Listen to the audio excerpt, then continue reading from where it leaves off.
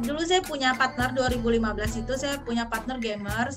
Nah, kita punya circle pertemanan dengan gamers-gamers dari luar. Nah, di luar itu Mbak itu sudah sangat familiar untuk mining ini gitu. Nah, sedangkan di Indonesia waktu itu masih tabu banget, bahkan saya dibilang penipu sama teman-teman dekat gitu kan.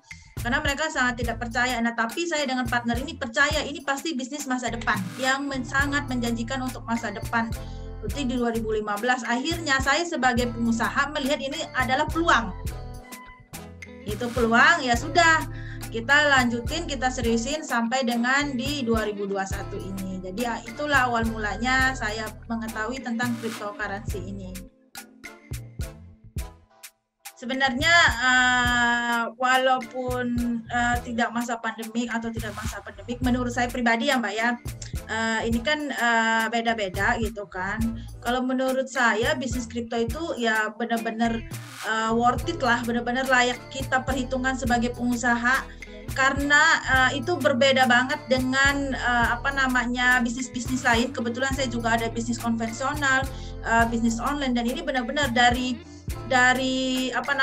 sisi sumber daya manusianya itu beda banget dengan bisnis lainnya gitu. Nah, terus selain itu simple banget gitu, kita colok udah bisa langsung menghasilkan duit lah, menghasilkan cuan kalau bahasa saya di Instagram gitu kan. Simple banget kan, nggak kayak bisnis lainnya perlu ini perlu itu. Kalau sekarang kan tinggal colok, ada mesin rignya, ya udah bisa langsung dapat menghasilkan itu. Makanya saya bilang benar-benar walau di masa pandemi ini itu benar-benar salah satu bisnis yang patut kita perhitungkan. Kalau menurut saya strateginya, satu, kita harus belajar, harus update terus, karena dari 2015 ke 2021 itu ilmunya update terus Mbak. Itu kita harus aware sama perubahan. Selain belajar, kita harus membaca berita-berita. Jadi kita punya mesin kita tinggalin, nggak begitu juga. Kita ownernya harus mau riset, mau belajar, dan mau baca-baca berita. Karena bisnis ini kan sangat tergantung banget dengan berita-berita media itu. Jadi kita harus tahu itu strateginya. Nah, plus minusnya kalau saya di kripto ini kan ada trading, ada mining ya. Kalau saya lebih ke mining, walaupun saya juga trading sedikit. Nah, kalau saya di mining ini adalah kalau plusnya tadi saya bilang, kita punya banyak bisnis, punya banyak mesin, tapi karyawannya minim. Bahkan saya punya farm ada yang tidak ada yang menjaga gitu kan. Itu plusnya gitu. Nah, tapi minusnya adalah mining ini musuhnya adalah listrik Pak gitu. Jadi musuhnya listrik. Kalau listriknya mahal, nah itulah musuhnya. Negatifnya dari mining ini cuma satu, listrik aja. Tapi kita bisa minimalisir kalau kita tahu, karena ada beberapa koin yang karakteristiknya itu ada yang membuat listrik mahal, ada yang membuat listrik lebih murah. Nah, makanya balik lagi saya bilang ownernya ini yang punya mesin ini harus paham, harus riset gitu. Jadi kalau kita tahu, oh koin ini bisa menguntungkan banyak loh, menghasilkan profit banyak, tetapi listriknya boros, ya buat apa kita nambang itu.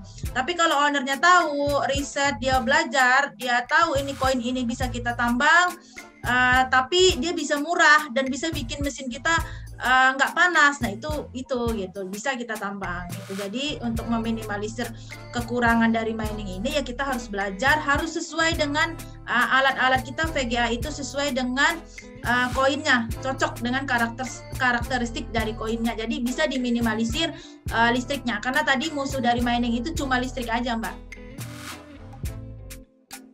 Saya berharap, karena saya mining ya, saya berharap mudah-mudahan di Indonesia ini setiap rumah bisa punya mining, bisa menjadi miners gitu. Karena di luar itu orang udah terbiasa banget, hampir setiap rumah itu punya mesin mining ini Mbak gitu. Jadi bisa membantu orang-orang yang kelas karyawan pun bisa punya mesin ini gitu. 1 bulan 7 sampai 8 juta. Kalau dia sambil kerja UMR misal Jakarta 4 jutaan, itu udah 12 juta kan. Ini menurut saya itu sangat membantu perekonomian sebenarnya, tetapi kalau harga VGA-nya murah gitu. Nah, harapan saya mudah-mudahan semakin banyak yang yang punya mining gitu. Karena ini bisa menjadi solusi kita bersama di kala pandemik ini untuk mendapatkan penghasilan dari, kan banyak yang pusing-pusing cicilannya nggak kebayar, dan ini bisa menjadi salah satu